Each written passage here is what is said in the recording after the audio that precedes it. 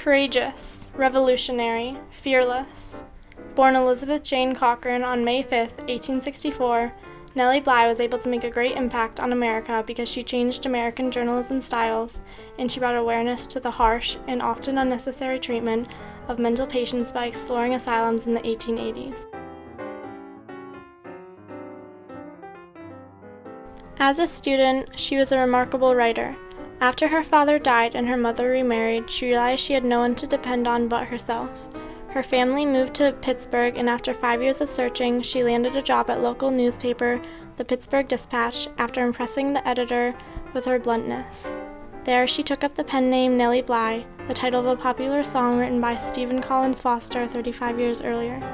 She continued on to write a long series of alarming articles about the hard lives of working women among her era, until one day she didn't report to the Dispatch offices, but instead left a note saying she was headed for New York City. Following the Panic of 1884, many Americans became impoverished, including Nellie. She was nearly broke heading to the Pulitzer Building, headquarters to Admiral newspaper The New York World, the publication that was later known for prompting the rise of yellow journalism. By persistently waiting to be seen, Nellie struck the attention of Colonel Cockrell, the newspaper's editor, who, to her surprise, appointed her to her first assignment. She would have to investigate the purported abuses at New York's Women's Lunatic Asylum on Blackwell's Island by faking insanity to get admitted, an idea from New York World publisher himself, Joseph Pulitzer. It was a serious demand for a lady just trying out for a job, but Bly liked the risks. Americans in this age did not accept the mentally ill, and many women were admitted just because they were foreign or poor. Previous reports stated that the asylum on Blackwell's Island was clean and sanitary, but Nellie feared this was not the case. She registered as Nellie Brown at Matron Irene Stennard's temporary home for females, where she was sent to be examined at Bellevue Hospital after refusing to sleep and complaining of a headache that made her forget things. The doctors called her story the most peculiar case that's ever come to the hospital.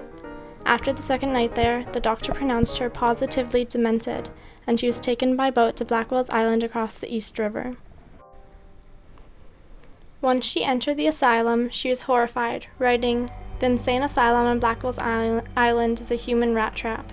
While she was there, she was sure to write down every detail and elaborate on every sensation because she was to publish a series of columns for the New York World. She wrote about the dirty ferry that carried her to the asylum, the female foreigners who were declared insane just because they could not be understood, the freezing cold baths and inadequate amount and poor quality food. She wrote, "What, accepting torture, would produce insanity quicker than this treatment? Here is a class of women sent to be cured. I would like the expert physicians who are condemning me for my action, which has proven their ability, to take a perfectly sane and healthy woman, shut her up and make her sit from 6 a.m. to 8 p.m. on straight back benches. Do not allow her to talk or move during these hours. Give her no reading and let her know nothing of the world or its doings. Give her bad food and harsh treatment, and see how long it will take to make her insane. 2 months would make her a mental and physical wreck." October 4th, 1887, Pulitzer, as promised, sent the New York World's cartoonist Walt McDougall with attorney Peter A. Hendricks to obtain Nellie's release from the asylum 10 days after she had first checked in.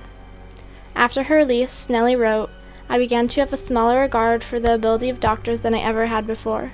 I felt sure now that no doctor could tell whether people were insane or not." McDougall planned to illustrate for Bly's upcoming expose. Years later, he recalled waiting in a courtyard and almost getting stripped by a raging crowd of female maniacs, idiots, and plain bugs. "The way the mob rushed me, one would have thought I was the first train out after a subway holdup." Pulitzer admired how Bly exposed the asylum's awful conditions and said she is well educated and has a great future before her, after giving her a permanent job at the World. The first of her 2 articles appeared on October 9, 1887, titled simply, "Behind Asylum Bars," in which she wrote, "Could I pass a week in the insane asylum on Blackwell's Island? I said I could and I would. And I did." 2 weeks following the story's appearance, Assistant District Attorney Vernon Paris led a grand jury to investigate the conditions at Blackwell's Island Asylum, and Bly accepted an invitation to join them. Following a thorough inspection, they recommended more money and better food for the insane, to reduce overcrowding, to no longer lock ward doors which caused fire hazards, and to hire more women doctors to care for women patients. Bly wrote in the last paragraph of her book, "On the strength of my story, the Committee of Appropriations provided $1 million more than ever before for the benefit of the insane, after the authorities had approved a 57% increase of appropriations to improve asylum conditions." 2 months after her exposé, Bly's series was reprinted as a book named 10 Days in a Madhouse. She wrote about her motives to report about the asylum. She stated, "I always had a desire to know asylum life more thoroughly, a desire to be convinced that the most helpless of God's creatures, the insane, were cared for kindly and properly." The grand jury then made sure that only the seriously mentally ill were admitted into asylums, provoked by Nellie's exposé. Her startling accounts of the asylum that she was able to describe because of her investigation prompted a new form of reporting known as stunt reporting, otherwise called investigative journalism, which is still common today. Nellie broke down the barriers of the time that held the idea that journalism was a man's job. As well as aiding to women's rights, she also helped the insane. Medical treatment of the insane would not be as developed today as if it were not for Nellie. Bly's work in exposing the horrors of mental institutions was similar to that of Dorothea Dix, who worked in the mid-1840s.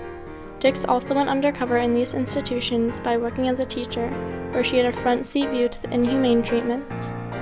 Dix wrote about everything she saw and presented her case to the legislature of Massachusetts. Similar to Bly, Dix's evidence and exposé shocked audiences and helped bring attention to a very real problem of the 19th century. Both Bly and Dix are considered pioneers in treatment for the mentally insane, and were also activists for the women's suffrage movement, working hard to gain equality in their fields. Just as Bly had followed Dix, many future Americans followed in Bly's footsteps. The Rosenhan experiment was a famous experiment done in order to determine the validity of psychiatric diagnosis, conducted by a Stanford University psychology professor and published in 1973 under the title "On Being Sane in Insane Places." It was likely inspired by Bly's investigation. Nellie's investigation on the conditions in Blackwell's Island Women's Lunatic Asylum earned her acclaim, but she didn't stop there. She followed her exposé with similar investigative work, which included multiple editorials depicting the harsh treatment of individuals in New York jails, corruption in the state legislature, as well as other accounts of misbehavior.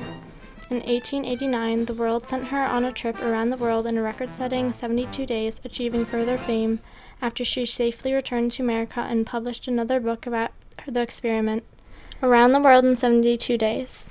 Bly took a step away from journalism around the time she married millionaire Robert Seaman in 1895 and became known as Elizabeth Jane Cochran Seaman. Following Seaman's death in 1905, Bly re-entered journalism and began working for the New York World in 1920. 2 years later, Bly died at 57 from pneumonia on January 27, 1922 in New York City, and was buried at Woodland Lawn Cemetery in the Bronx. "I was too impatient to work at the usual duties assigned women," wrote Bly in 1888. Awareness was heightened of the harsh and often unnecessary treatment of the insane because of Nellie and her exploration and reports of American asylums. She was able to elevate the role of women in American society. The New York Press Club advises an annual Nellie Bly Cub Reporter Award to acknowledge the best journalistic effort by an individual with 3 years or less professional experience in honor of Nellie breaking so many barriers at only the beginning of her career. She addressed social issues that affected all society marginalized minorities and that were in desperate need of attention at the end of the 19th century. Bly successfully pioneered through the male-dominated field of journalism by exploring places many writers wouldn't dare to go and exchanging ideas with the public. Nellie Bly left a lasting legacy for women writers to come.